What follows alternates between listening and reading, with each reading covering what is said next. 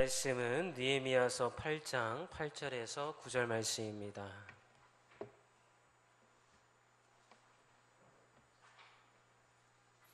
느헤미야서 8장 8절에서 9절 말씀입니다. 광고 말씀 하나 빠졌습니다. 여러분, 오후 예배 때 여러분 성령론 강의가 지금 진행 중에 있는데 딱 2번 남았습니다. 오늘 식사하시고 집에 가지 마시고 꼭 다들 듣고 가셔야 됩니다. 그래야 성령에 대해서 제대로 정리가 되셔야지만 여러분이 말씀을 제대로 알 수가 있습니다. 많이들 참석해 주시기를 부탁드리겠습니다.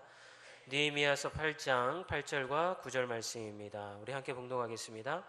하나님의 율법책을 낭독하고 그 뜻을 해석하여 백성에게 그 낭독하는 것을 다 깨닫게 하니 백성이 율법의 말씀을 듣고 다 우는지라.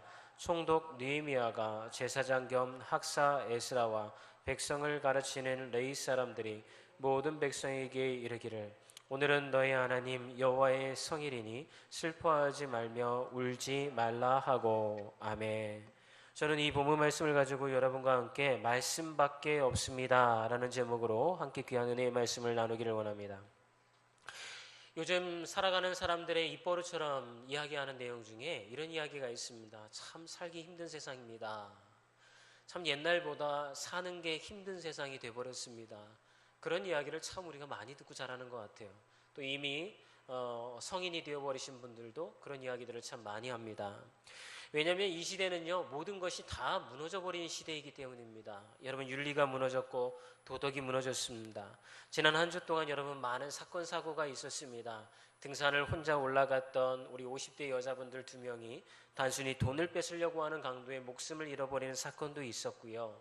그 다음에 지하철 스크린 도어를 고치러 들어갔던 19살 먹은 젊은이가 그만 사고로 인하여서 목숨을 잃어버리는 사건도 있었습니다. 어제는 또 성적 타락에 관한 하나의 그 잣대가 되어줄 수 있는 동성애에 관한 축제가 광화문에서 열리기도 하였습니다. 이렇게 혼탁한 시대를 살아가면서 자연스럽게 그리스도인의 영성도 여러분 자연스럽게 무너지고 있습니다. 여러분, 사탄은 교회를 무너뜨리기 위해서 목회자들을 먼저 유혹하고 무너뜨리고 있는 것이 이 시대의 현실입니다. 연일 방송에서는요, 교회에서 벌어지는 비윤리적인 일들, 그런 것들을 방송하기에 바쁩니다. 더 이상 교회에 소망이 없다고 말하고 더 이상 교회에 다니고 싶지 않다고 하면서 많은 사람들이 신앙을 포기하고 교회를 떠나고 있습니다. 이러한 시대를 살아가면서 과연 어떻게 해야 교회가 회복되어질 수 있을까? 또 성도들의 신앙의 영적 부흥의 시기가 어떻게 해야만 찾아올 수 있을까? 제 마음 가운데 그런 궁금증이 생겼던 것입니다. 여러분, 우리의 개인의 영성이 회복되고 영적 부흥을 이룰 수가 있다고 한다면 우리는 상황이 어떻게 되든 환경이 어떤 환경에 살든 우리는 주님으로 인하여서 기뻐하며 살며 우리의 삶 가운데 하나님이 주시는 은혜를 누리면서 살아갈 수 있는 인생이 되어질 수가 있을 것입니다. 그런데 여러분, 현실은 어떻습니까? 한 주간 동안 살면서 우리의 입술을 통해서 나오는 고백은 아우 힘들다, 죽겠다, 먹고 살기 힘들고 세상 살기 참 어려워졌다. 우리의 자녀 세대 때는 더 힘들 것이다. 비정규직들이 생산이 되어지고 또 사람들은 취직하기가 어려운 그런 시대가 되어져 버렸습니다. 과연 여러분은 여러분의 삶 가운데 무엇으로 인하여서 삶의 소망을 가지고 살아갑니까? 과연 무엇에서 여러분들은 기쁨을 누리려고 합니까? 저는 오늘 이 말씀을 통하여서 이 말씀이 끝마쳐졌을 때 여러분의 내면과 영성 안에 하나님이 공급하여 주시는 말씀으로 인하여서 우리의 삶의 기쁨과 영성이 회복되어질 수 있다라고 하는 강한 확신이 여러분 가운데 있게지기를 주님의 이름으로 소망해 줍니다. 다시 한번 그럼 개인의 영성이 회복되고 영적 부흥이 이루어지려고 한다면 어떻게 해야 될까요? 첫 번째는 여러분 말씀으로 다시 돌아가야 하는 것입니다. 오늘 본문의 말씀을 보게 되면요, 예루살렘의 성벽이 느헤미야 총독에 의하여서 단 52일 만에 완공이 되어졌습니다. 대단한 일입니다. 어느 누구도 이룰 수가 없었던 놀라운 일을 이 느헤미야 총독이 해낸 것입니다. 그러나 여러분, 외부적으로 봤을 때에는 정말 큰 일을 한 것 같지만 사실은 내면적으로 안을 들여다보게 되면 이스라엘 백성들의 마음은 전혀 그런 상황이 아닌 것입니다. 그들의 마음 가운데는 여러분 이런 질문들이 남아 있었어요. 도대체 무엇이 잘못되었길래 우리는 이런 비참한 인생을 살 수밖에 없는가? 하나님 앞에 택함을 받고 주님께서 우리와 동행해 주신다고 하고 아브라함의 후손이라고 하는 우리가 왜 바벨론이라는 나라가 멸망당하고 그 다음에 사람들은 포로로 바벨론이라는 도시로 끌려가서 70년 동안이나 돌아오지 못하고 이 예루살렘 땅에 남겨진 백성들은 먹을 것이 없어서 이방 민족들에게 짓밟힘 당하고 피눈물을 흘리면서 살아갈 수밖에 없는 노예 같은 삶을 사는 이 상황이 이해가 되어지지가 않는 거예요. 하나님이 살아계시다고 한다면 도대체 하나님은 뭐하고 있냐는 거예요. 정말 하나님이 우리의 하나님이고 우리를 택하신 하나님이고 우리의 인생을 주관하시는 하나님이라고 한다면 지금 이 고난 가운데 놓여져 있는 이스라엘 백성들을 그 고난에서 건져내셔야 되는데 하나님은 무엇을 하시는지 아무런 역사가 일어나지도 않고 여전히 예루살렘에 거주하고 있는 사람들은 피폐한 삶을 살아가고 있는 것입니다. 제가 전에 한번 말씀드린 적이 있습니다. 눈물을 흘리며 씨를 뿌리는 자는 기쁨으로 단을 거두리로다. 여러분, 이 시편의 고백이 언제 나온 고백인 줄 아십니까? 이때 나온 고백인 것입니다. 예루살렘의 포로기가 끝나고 예루살렘으로 다 돌아왔어요. 예루살렘 땅에 와보니까 먹을 것도 없고 집도 없고 아무것도 없는 황폐한 땅에 그들이 돌아오게 되어진 거예요. 그러니 그들이 할 수 있는 게 뭐가 있습니까? 예루살렘에 있는 땅을 다시 한번 경작하는 거예요. 먹을 것이 없지만 그 씨앗되는 종자를 가지고 와서 눈물을 흘리면서 이것이 언제 맺히어 우리가 이것을 먹을 수가 있을까? 눈물을 흘리면서 씨앗을 심었지만 그들은 이렇게 기도하는 것입니다. 주님, 내가 지금 눈물을 뿌리며 씨앗을 심지만 하나님 기쁨으로 이 단을 거두는 때가 오리라 믿습니다. 이런 마음으로 그들이 심었던 때가 바로 이 느헤미야가 예루살렘의 성벽을 재건하고 이스라엘 백성들이 바벨론의 포로기에서 돌아온 시점이라고 하는 것입니다. 그런데 이러한 질문들이 그들의 내면 가운데 있을 때에 성벽을 다 완성한 느헤미야는요, 갑자기 학사인, 즉 말씀을 연구하는 에스라를 불러드립니다. 그리고 에스라를 통하여서 이야기하기를 예루살렘에 있는 모든 사람들을 광장에 모이라고 한 후에 하나님의 말씀, 율법의 말씀을 그들에게 전해주라고 이야기를 합니다. 여러분, 그 시대에는 스피커가 없지 않습니까? 그러니까 어떻게 했냐면 에스라가 하나님의 말씀, 성경학자들이 이야기하기를 그것이 신명기 말씀이라고 합니다. 신명기의 말씀이 무슨 내용으로 이루어졌습니까? 나는 너의 하나님이 되고 너희들이 나에게 순종하면 너희는 내 백성이 되리라. 내가 너희를 떠나지 않고 너희를 붙들어주고 너희와 영원히 함께하리라. 이 약속의 말씀이 기록되어져 있는 것이 신명기 말씀인 것입니다. 이 말씀을 에스라가 쫙 한 구절을 읽으면 그 앞에 줄 서어 있는 레위 사람들이 큰 소리로 그것을 따라 읽는 거예요. 그러면 마치 이것이 스피커처럼 돼가지고서 에스라가 한번 이야기하면 막 수십 명의 사람들이 큰 소리로 따라 읽으니까 광장에 있는 모든 백성들이 다 그 말씀을 들을 수가 있는 거예요. 이렇게 시작한 말씀의 집회가 새벽에 시작했는데요, 정오까지 이어졌다라고 그래요. 거의 7시간, 8시간을 그 백성들이 그 자리에 앉아서 하나님의 말씀을 듣고 있었던 거예요. 그런데 이 하나님의 말씀을 들을 때에 놀라운 그러한 사건이 백성들 사이에 일어나게 됩니다. 오늘 말씀을 보게 되면 8절에 9절 우리 초반까지 한번 읽어보겠습니다. 하나님의 율법책을 낭독하고 그 뜻을 해석하여 백성에게 그 낭독하는 것을 다 깨닫게 하니 백성이 율법의 말씀을 듣고 다 우는지라. 여러분, 하나님의 말씀을 읽기 시작하니까 백성들이 어떤 반응을 보이냐면 백성들이 다 울기 시작하는 거예요. 여러분, 신명기의 말씀 읽어보신 적이 있을 겁니다. 슬픈 내용인가요? 정말 슬퍼서 들으면 눈물이 막 앞을 가릴 정도로 그런 이야기가 적혀 있나요? 아니에요. 이스라엘 백성들이 신명기의 말씀을 들으면서 눈물을 흘릴 수밖에 없었던 이유는 그토록 이해가 되어지지 않았던, 왜 우리가 이렇게 비참한 삶을 살아야 하는가에 대한 지금까지 해결되어지지 않았던 그 질문에 대한 해답이 신명기 말씀에 기록이 되어 있었기 때문에 그랬던 거예요. 그들은 말씀을 들으면서 깨달았던 겁니다. 우리가 이렇게 비참한 삶을 사는 이유가, 바벨론의 포로로 끌려갈 수밖에 없었던 이유가 우리의 조상들과 우리가 하나님과 언약을 맺었던 율법에 순종하지 아니하고 하나님의 말씀대로 살지 않았기 때문에 하나님의 징계를 받아서 포로로 끌려갈 수밖에 없었고, 포로에서 우리가 해방된 이후에도 이렇게 비참한 삶을 살 수밖에 없었다라고 하는 것이 이해가 되어지기 시작하는 거예요. 그러나 더욱 충격적인 사실은 무엇인지 압니까? 이 바벨론의 70년의 포로로 끌려갔다가 고레스 왕에 의하여서 페르시아 제국이 들어서면서 초대 왕이었던 고레스 왕이 그들을 다시 이스라엘 땅으로 돌려보내게라고 했던 그 약속의 말씀이 성경에 기록이 되어져 있는 거예요. 이 백성들은 자지러지게 놀랄 수밖에 없었습니다. 우리가 힘이 없어서, 왕을 잘못 세워서, 우리가 어떤 군사들을 키우지 못해서 그들이 포로로 끌려갔다라고 지금까지 생각하고 있었는데 그게 아니었어요. 하나님의 말씀에 순종하지 아니하고 하나님의 율법에 그들의 삶을 내어드리지 못하고 여전히 자신의 주인의 자신의 인생의 주인이 되어서 자기 마음대로 그렇게 하면서 살았던 조상들이 있었기 때문에 그 징계로 인하여서 이 백성들이 이렇게 피폐한 삶을 살 수밖에 없었다는 그 이유를 알게 되니까 그들의 마음 가운데 울음이 북받치는 거예요. 우리가 잘못했구나. 우리의 죄 때문에 하나님께서 우리를 이렇게 징계하셨구나. 우리의 자녀들이 이렇게 비참한 인생을 사는 것이 바로 우리가 하나님의 말씀 앞에 죄 지으면서 살았기 때문에 이러한 고통 가운데 놓일 수밖에 없었다라고 하는 그러한 죄가 밝히 보여지는 삶 가운데에 그들이 놓여지게 되었다라고 하는 것입니다. 사랑하는 여러분, 이것이 말씀의 능력인 것입니다.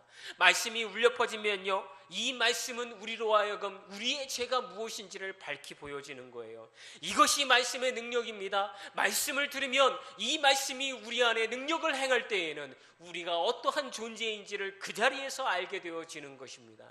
우리는 매주마다 이렇게 모여서 하나님 앞에 나와서 예배를 드립니다. 여러분, 하나님 앞에 은혜 받은 삶은 어떤 삶인 줄 압니까? 주여, 내가 이것을 눈물로써 기도하오니 하나님께서 내 기도의 제목들을 다 들어주시고 이것이 응답받는 역사가 있게 하여 주시옵소서. 이 은혜가 충만한 것이 여러분 은혜 받은 삶이 아니에요.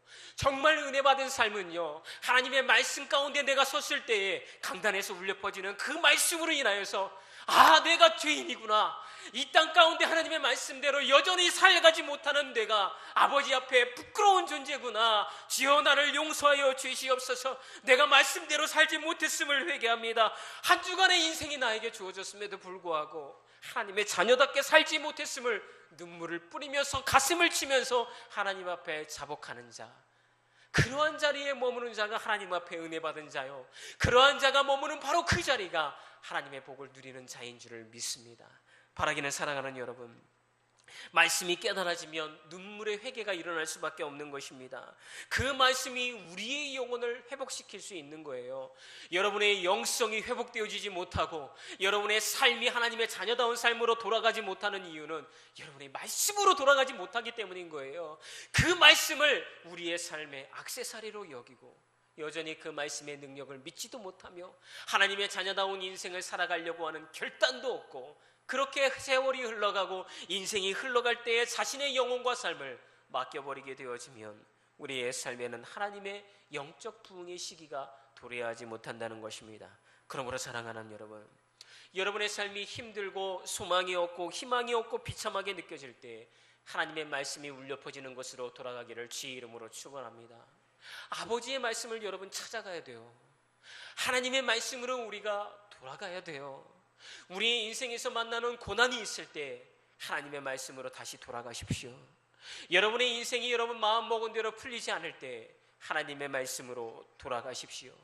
여러분의 자녀들을 위해서 기도할 때 하나님의 말씀으로 돌아가십시오. 하나님의 말씀만이 심령을 변화시키고 하나님의 말씀만이 우리의 영혼을 소생시키며 하나님의 말씀만이 우리에게 샘솟는 힘을 주는 것입니다.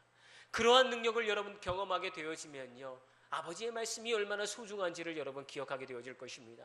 저는 하늘드림교회에 부임하고 난 이후에 몇 번에 걸쳐서 제가 경험한 하나님의 능력의 말씀을 고백한 적이 있습니다.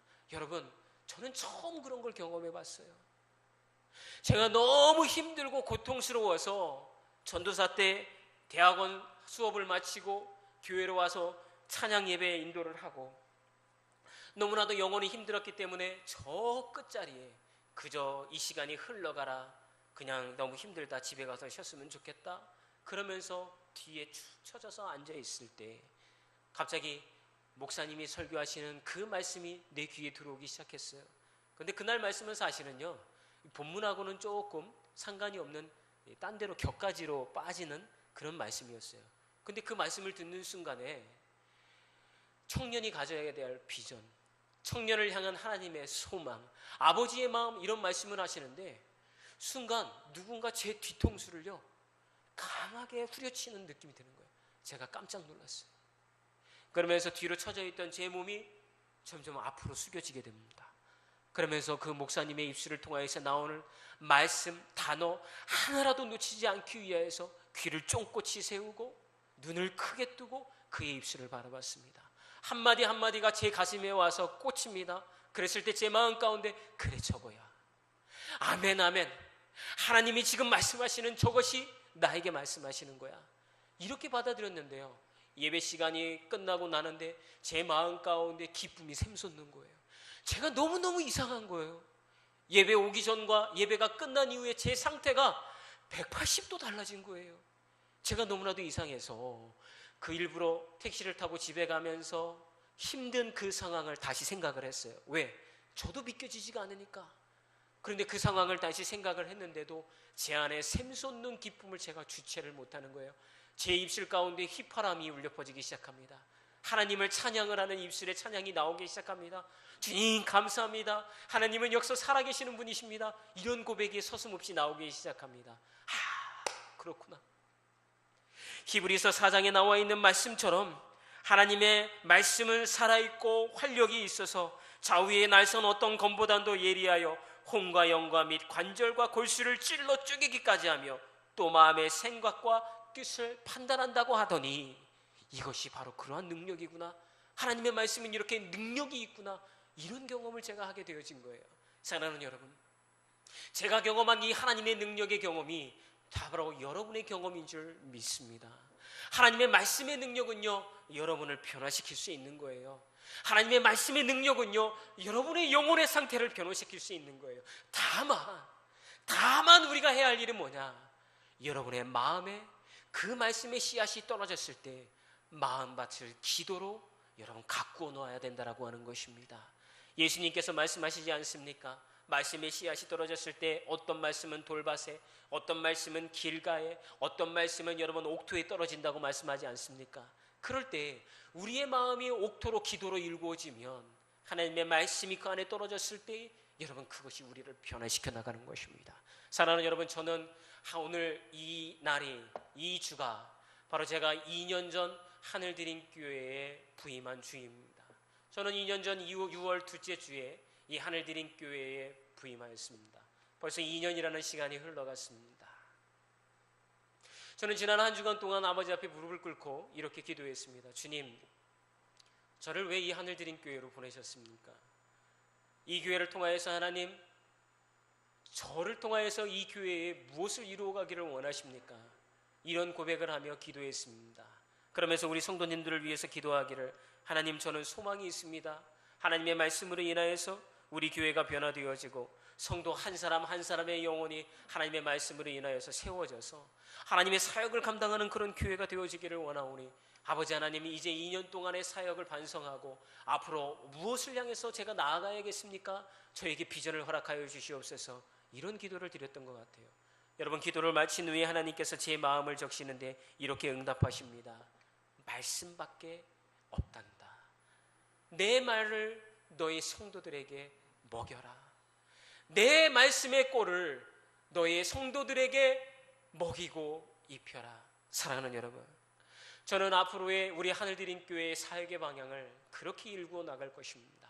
하나님의 말씀을 최선을 다해서 연구하고 기도하며 여러분에게 먹일 것입니다. 좋은 양식, 영적으로 좋은 그 말씀을, 그리고 세상에서 이야기하는 오염되고 변질된 복음이 아니라 오직 성경에서 이야기하는 진실된 말씀, 본질에 충실한 말씀으로 여러분을 먹이기를 원합니다.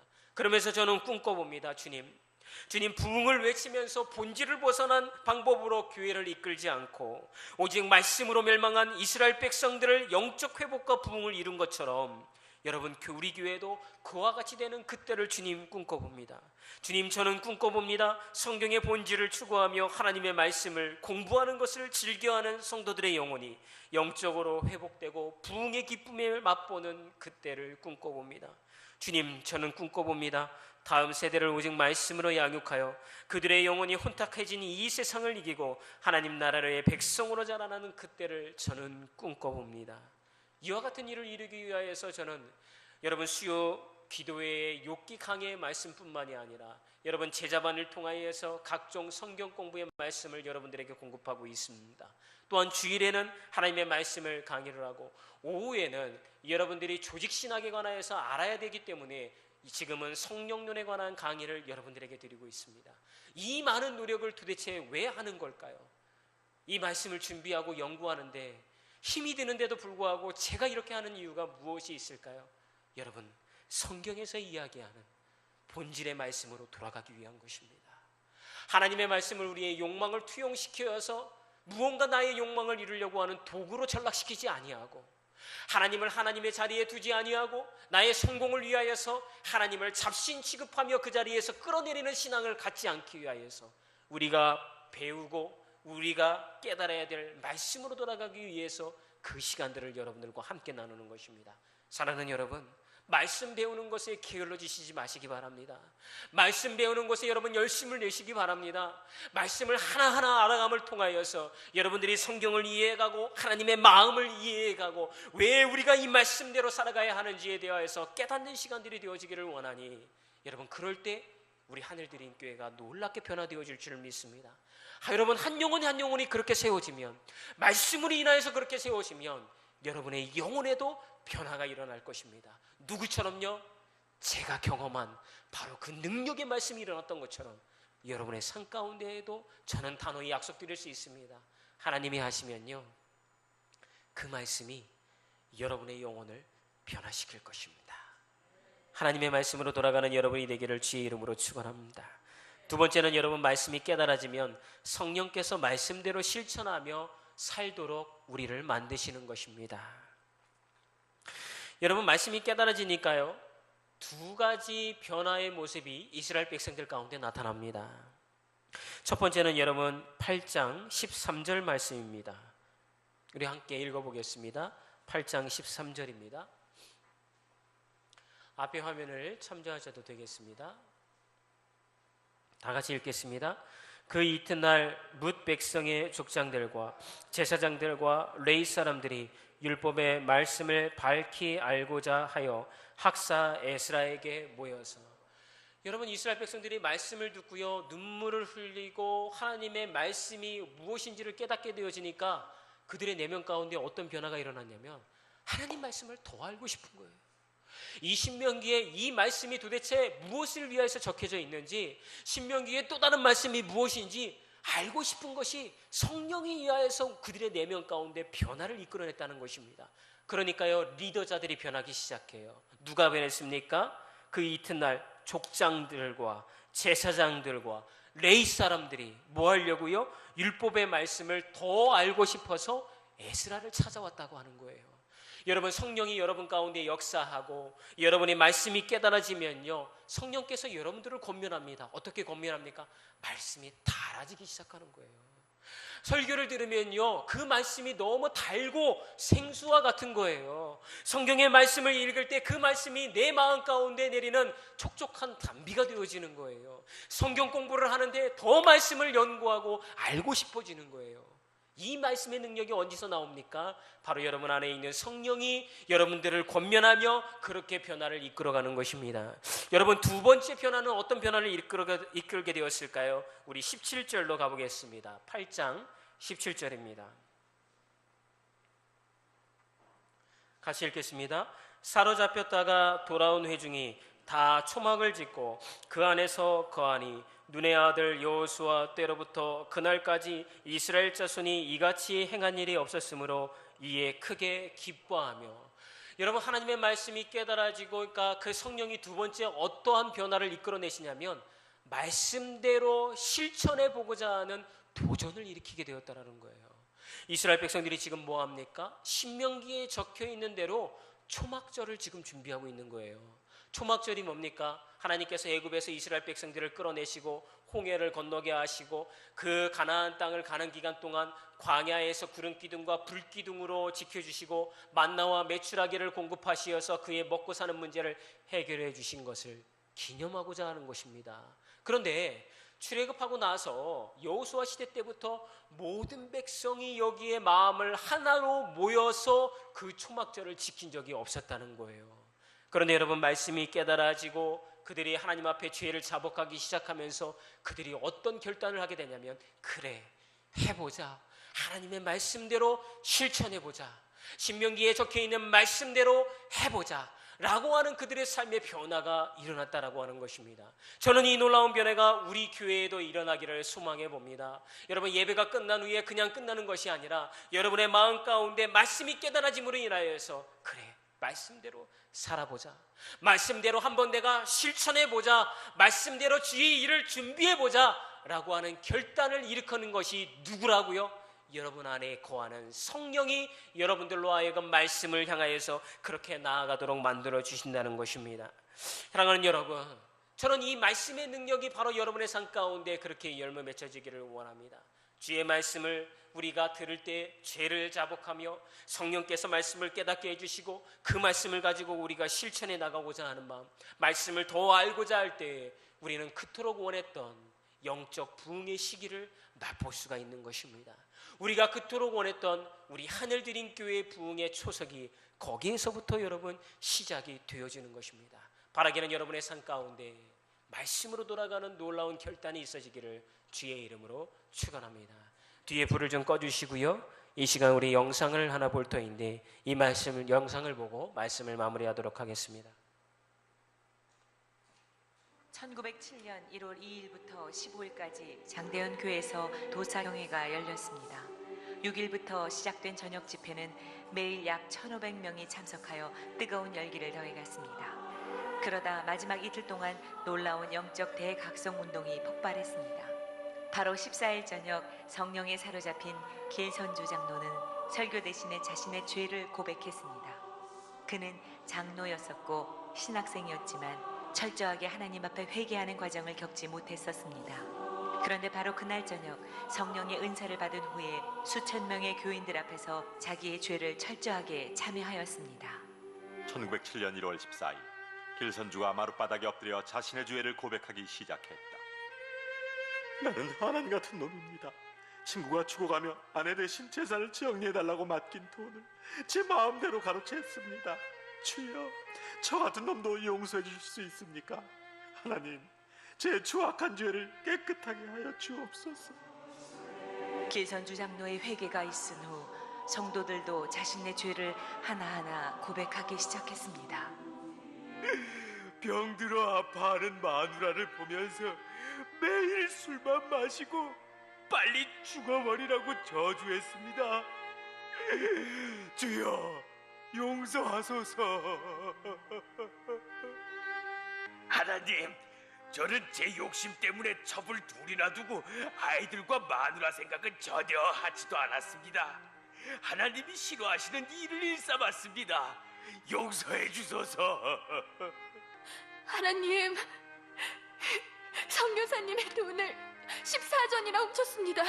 절 용서해 주세요. 예배당은 성령의 강력한 임재와 통회의 역사로 가득 찼습니다.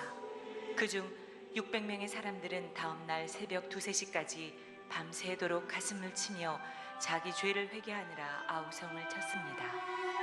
이 회개의 운동이 시작되면서 드디어 성령의 대부흥 운동이 일어난 것입니다. 장대현 교회에서 모인 지난밤 집회는 최초의 실제적인 성령의 권능과 임재의 현시였습니다. 우리 중 아무도 지금까지 이전에 그 같은 것을 경험하지 못했으며 우리가 웨일즈, 인도 등에서 일어난 부흥 운동에 대해 읽었지만 성령의 역사는 지금까지 읽었던 그 어떤 것도 능가할 것입니다. 놀라운 성령의 역사는 다음날 15일에 더욱 강하게 나타났습니다. 그리고 이들의 회개는 고백과 눈물로만 그치지 않았고 구체적으로 그 죄악을 청산했습니다. 훔쳐간 돈과 물건은 주인에게 돌려주었고 타인에게 준 상처에 대해서는 찾아가 용서를 구했습니다. 이 평양 대부흥운동을 통해 소돔이라 불렸던 평양이 예루살렘으로 바뀌기 시작했습니다. 교회가 더욱 성장하고 사회 개혁이 일어났으며 수많은 학교들이 세워졌습니다. 또한 이 부흥의 불길은 평양 시내로 그 주변으로 다시 한반도 전역으로 놀랍게 확산되었으며 나아가 중국 부흥운동의 도화선이 되었습니다. 100여 년 전 한 사람의 진심 어린 회개가 작은 불꽃이 되어 평양 대부흥의 불을 지폈듯이 오늘 바로 내가, 바로 우리가 작은 불꽃이 되기를 소원합니다. 이 불꽃들이 모여 이곳에 놀라운 성령의 불이 활활 타오르기를 간절히 기도합니다.